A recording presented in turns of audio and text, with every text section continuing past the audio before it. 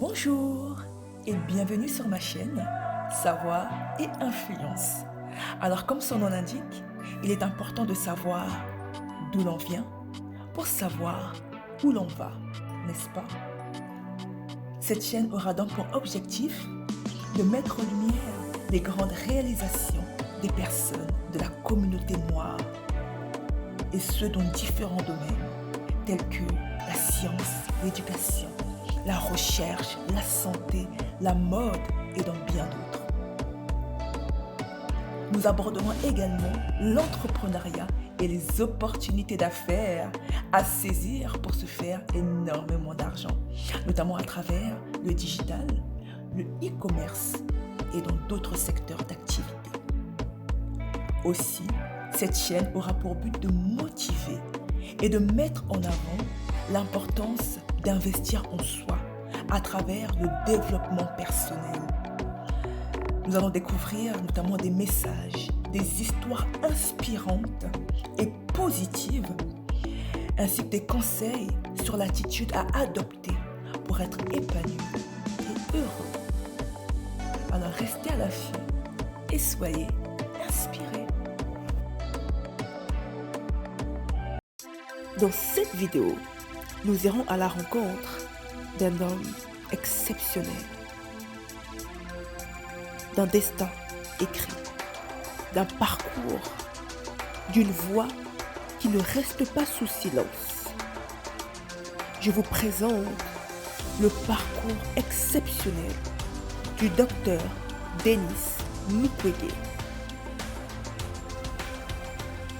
Je vous raconte son histoire.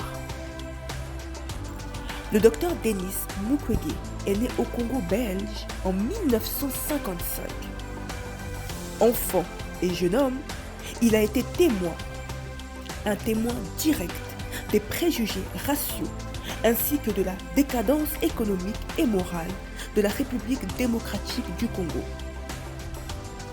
Désormais chirurgien gynécologue de renommée mondiale, il est reconnu comme le plus grand expert mondial du traitement des blessures de viol. Et son approche holistique de la guérison a inspiré d'autres initiatives à travers le monde. Le docteur Denis Mukwege, donc chirurgien gynécologue de renommée internationale, est également le fondateur et le directeur médical de l'hôpital Panzi à Bukavu, en République démocratique du Congo, en RDC. Lorsqu'il était enfant, le docteur Mukwege accompagnait son père, un pasteur pentecôtiste, lorsqu'il rendait visite aux membres malades et de la communauté. Cela lui a donné envie de devenir médecin. La mission pentecôtiste suédoise l'a soutenu dans ses études de médecine. Il a décidé de se spécialiser en gynécologie et en obstétrique après avoir constaté que les patientes de l'hôpital Lemera souffraient de soins médicaux insuffisants, ce qui entraînait des complications lors de leur accouchement. Il a fondé l'hôpital en 1999 en tant que clinique de soins gynécologiques et obstétriques et s'attendait à travailler sur les questions de santé maternelle.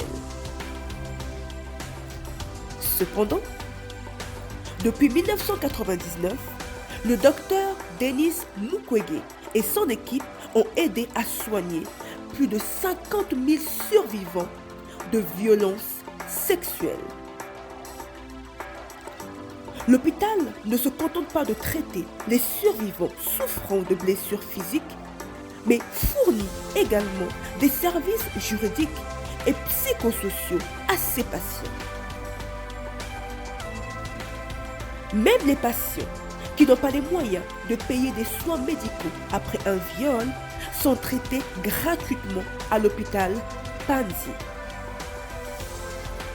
Le docteur Mukwege n'a pas peur de s'efforcer de renforcer la protection des femmes et de plaider pour que les responsables de violences sexuelles soient traduits en justice, y compris le gouvernement congolais et les milices qui assiègent l'Est de la RDC.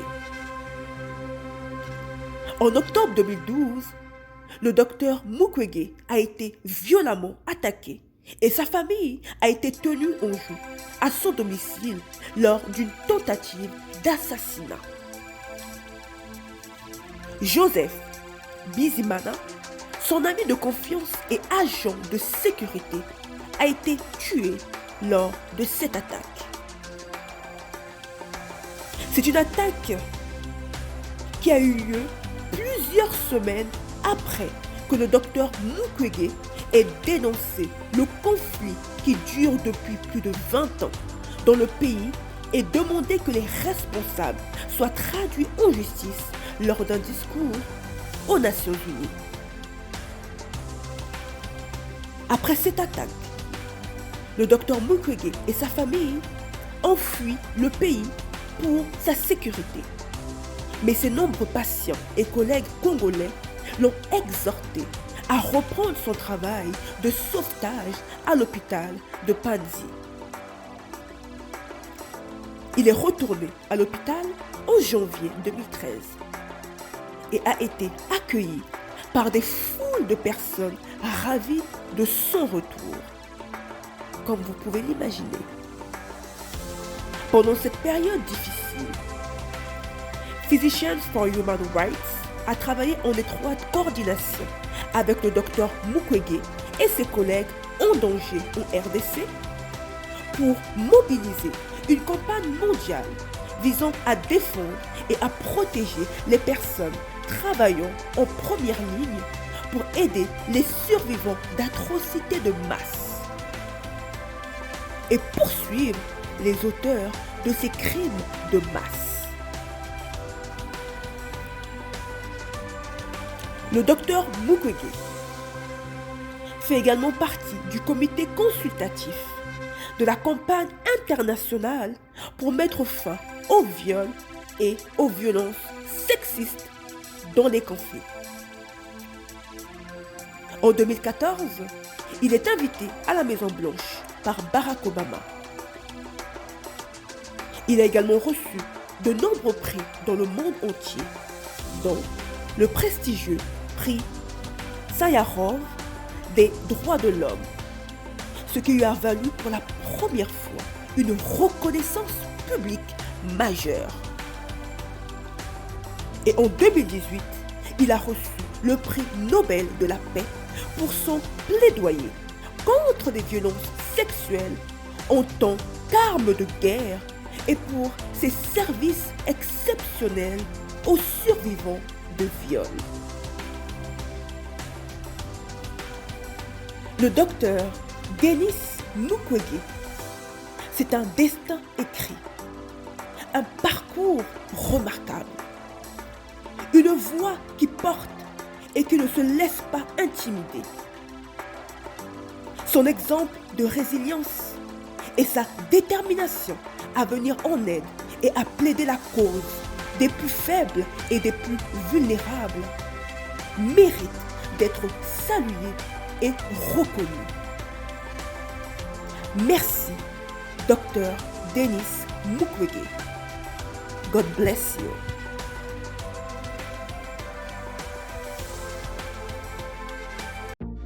Merci d'avoir regardé la vidéo. Alors, si vous avez aimé cette vidéo, n'hésitez pas à liker, à la partager et à vous abonner à ma chaîne Savoir et Influence. Restez à l'affût, soyez édifiés et à la prochaine découverte.